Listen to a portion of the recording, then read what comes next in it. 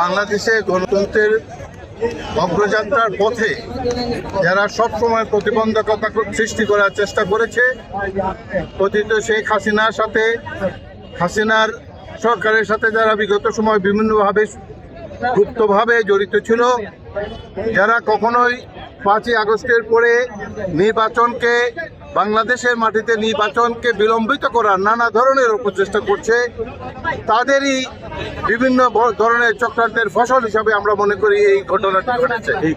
উসমান হাদিকে হত্যা করার উদ্দেশ্যেই এই জিনিসটি করা হয়েছে।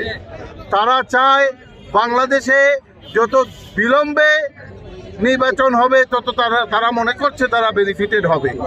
আমরা স্পষ্টভাবে বলতে চাই, এইভাবে দেশে অশান্তি সৃষ্টি করে, বিশৃঙ্খলা সৃষ্টি করে আগামী দিনে 12ই ফেব্রুয়ারির নির্বাচনকে ইনশাআল্লাহ কোনো শক্তি নেই এটাকে বন্ধ করার।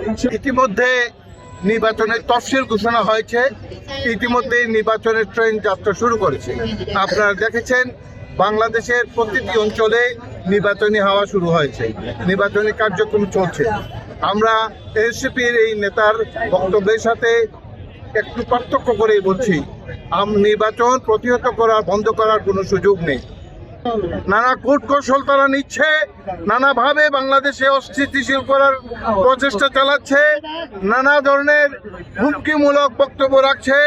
এমনকি আপনারা দেখেছেন গতকালকে আমাদের জাতীয় স্থায়ী কমিটির অন্যতম সদস্য মির্জা আব্বাস সাহেব যখন উসমান হাদিকে দেখতে হসপিটালে যাচ্ছিলেন, তখন প্রতিমধ্যেই একটি সংগঠনের মহিলা সদস্যা নানা ধরনের কটূক্তি করেছে এবং মুভ সৃষ্টি করার চেষ্টা করেছে। আমরা মনে করি এই হাদির উপর গুলি করা হয় নাই, গণতন্ত্রের উপর আক্রমণ করা হয়েছে। সংগ্রামী বন্ধুরা, আমাদের নেতা তারেক রহমান যে 31 দফা দাবি দিয়েছেন, সেই 31 দফার উপর হামলা হয়েছে।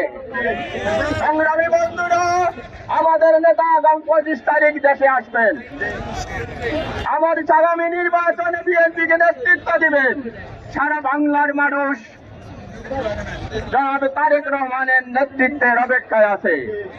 এই মুহূর্তে সন্ত্রাসীরা নির্বাচনকে বন্ধ করার জন্য, গণতান্ত্রিক প্রক্রিয়াকে বন্ধ করার জন্য পরিকল্পিতভাবে আক্রমণ করা হয়েছে। কোন সন্ত্রাসী, কোন খুনি তাদের অত্যাচারে, তাদের আক্রমণে আমাদের নির্বাচন ব্যাহত হবে না। ইনশাআল্লাহ আমরা রাজপথে থাকবো।